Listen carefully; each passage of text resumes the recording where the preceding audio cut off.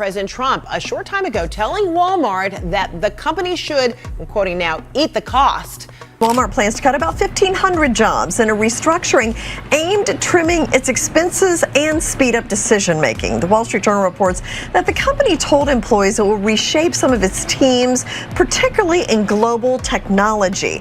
Walmart says their first quarter profits slipped and they have to raise their prices as a result of the tariffs, threatening their low price. It is the biggest store in the world.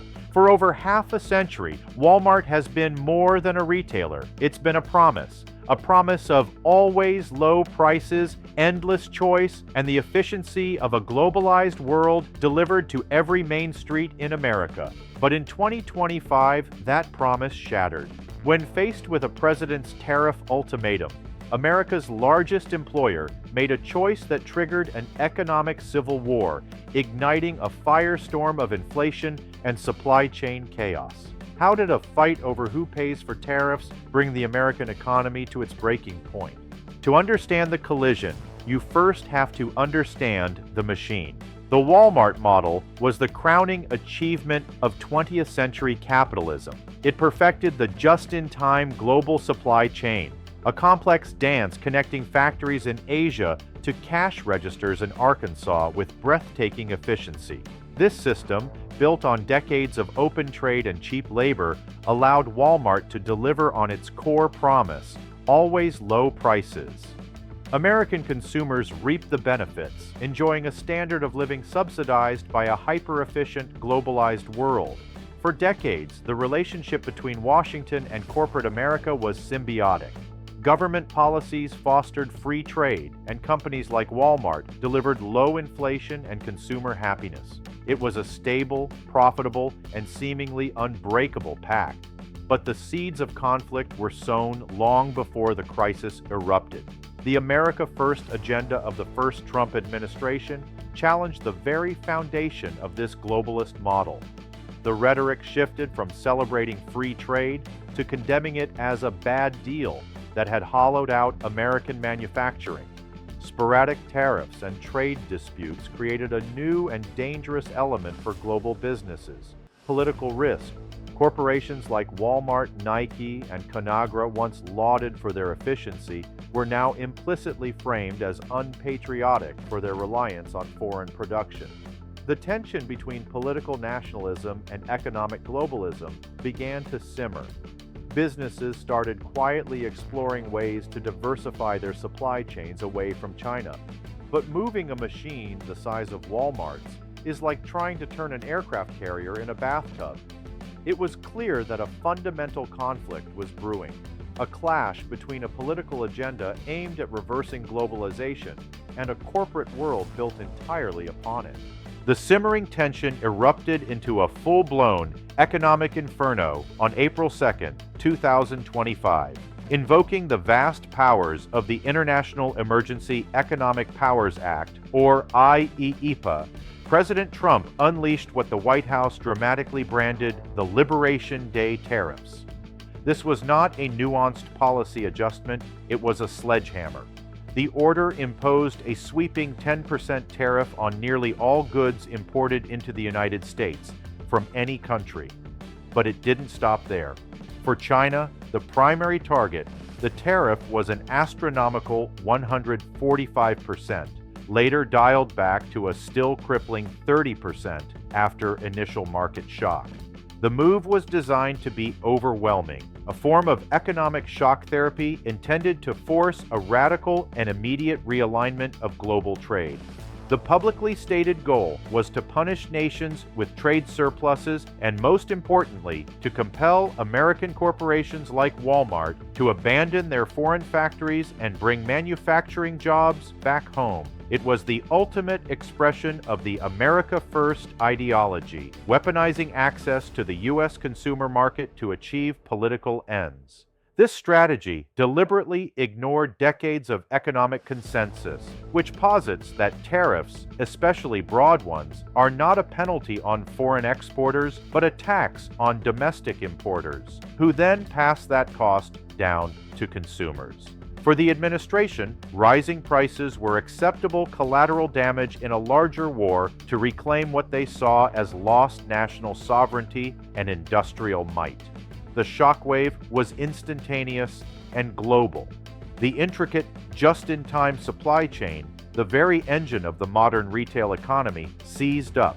As the Washington Post reported, corporations across the country scrambled to set up war rooms to deal with the fallout.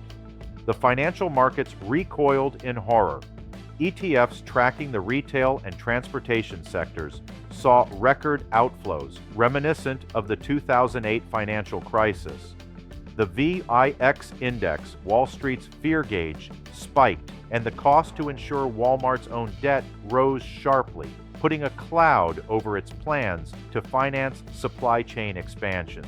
In a matter of days, a single executive order had plunged the world's largest economy and its most dominant retailer into a state of profound and costly uncertainty.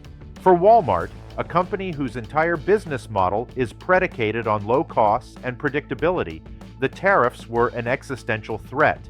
The first sign of the damage came in its first quarter earnings report, which captured just the initial weeks of the tariff regime.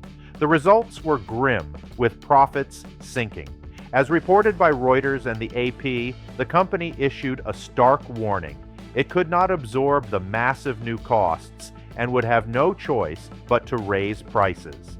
This public admission was seen as a direct challenge to the president's narrative. The White House wanted corporations to swallow the cost.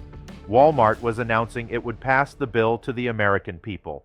The confrontation escalated dramatically on May 17th. Enraged that Walmart was publicly blaming his policy for price hikes, President Trump took to social media with a direct command stating that Walmart and other retailers should eat the tariffs. It was an unprecedented public feud, a sitting president declaring war on the nation's largest private employer and a bellwether for the entire U.S. economy. Amid this firestorm, Walmart made another move. As first reported by Reuters, the company announced plans to cut 1,500 senior positions within its global technology division.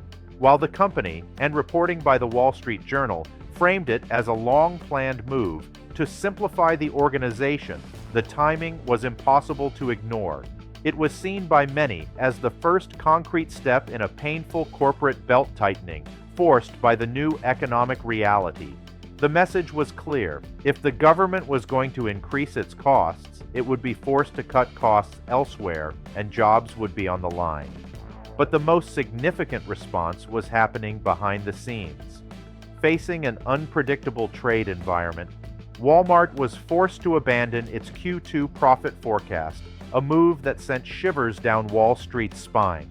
CEO Doug McMillon confirmed the pressure, stating that while they would mitigate price increases where possible, they could not absorb all of it. It was a quiet but firm rebuttal to the president's command. The battle lines were drawn. The situation descended into a chaotic and damaging stalemate. The president refused to back down, believing that public pressure would force Walmart to capitulate and absorb the costs. Walmart, facing a catastrophic blow to its low-margin business model, held its ground, systematically passing the new costs on to consumers. Caught in the middle was the American public and the entire economic ecosystem. As reported by the Financial Times, the price of everything from food and household goods to electronics and children's car seats began to climb. The standoff created a crisis of confidence. Businesses could no longer plan for the future. Investment stalled. The war rooms at major companies shifted from contingency planning to active damage control, freezing hiring and shelving expansion plans. The core promise of economic stability, a pact between the government and its largest economic players, had been broken. The question was no longer who would pay for the tariffs. It was how much damage would be done to the entire economy before the standoff ended.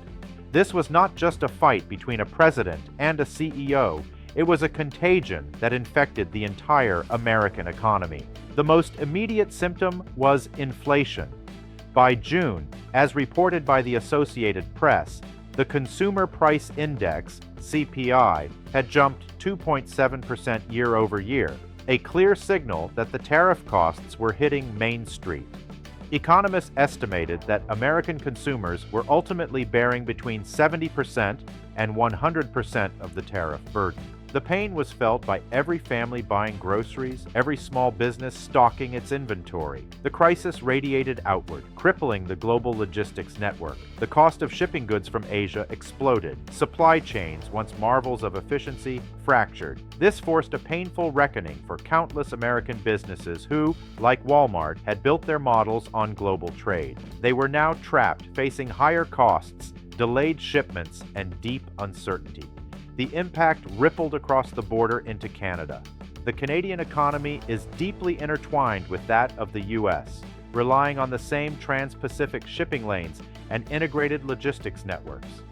When the cost to ship a container to North America skyrockets, it doesn't matter if its final destination is Denver or Toronto, the price goes up for everyone. Canadian retailers face the same rising input costs. Canadian families began to see prices for imported goods creep up on their store shelves. The key difference was the source of the problem. For Canada, the economic pain was an external shockwave emanating from Washington. For the U.S., the wound was self-inflicted. The crisis served as a stark lesson for Ottawa and Canadian businesses about the profound risks of being so closely tethered to a politically volatile trade partner, accelerating conversations about diversifying and building more resilient, independent supply chains. For Walmart, survival required a radical and painful reinvention. Faced with an unstable trading environment, the company embarked on a massive, multi-pronged strategy to re-engineer its colossal supply chain. First was the geographic pivot. The company accelerated its multi-year plan to reduce its reliance on China, desperately trying to shift sourcing to other countries like Vietnam and India. But this was no easy fix. These nations lacked the sheer scale and infrastructure of China, leading to significant delays and bottlenecks. The Made in China sticker couldn't be replaced overnight. Second was a massive bet on automation and domestic production. Walmart began pouring billions into building new factories and distribution centers on U.S. soil in places like Arkansas and Ohio. This wasn't a patriotic response to the president's call, but a cold, calculated business decision to reduce its vulnerability to future tariffs and international shipping chaos. The centerpiece of this strategy was a huge investment in automation, partnering with companies like Symbotic to deploy advanced AI and robotic systems like the Link 16 to make their domestic operations hyper-efficient. This strategy represents a fundamental retreat from the globalist model that made it a titan. The always low prices promise was now secondary to a new imperative, always available. It is a bitter lesson in the consequences of trade warfare, a costly adaptation that will reshape the company and the American retail landscape for decades to come. And so, North America stands at a crossroads it never anticipated.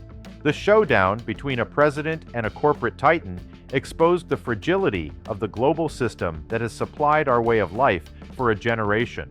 A political agenda designed to restore American industry instead triggered a domestic crisis, disrupting communities and raising prices for everyone.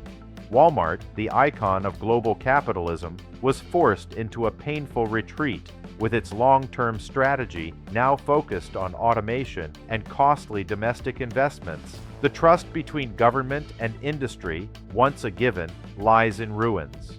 In the race to define the future, will North America win together, or will both sides lose trying to go it alone? Are you American or Canadian? Share your story and your perspective in the comments below.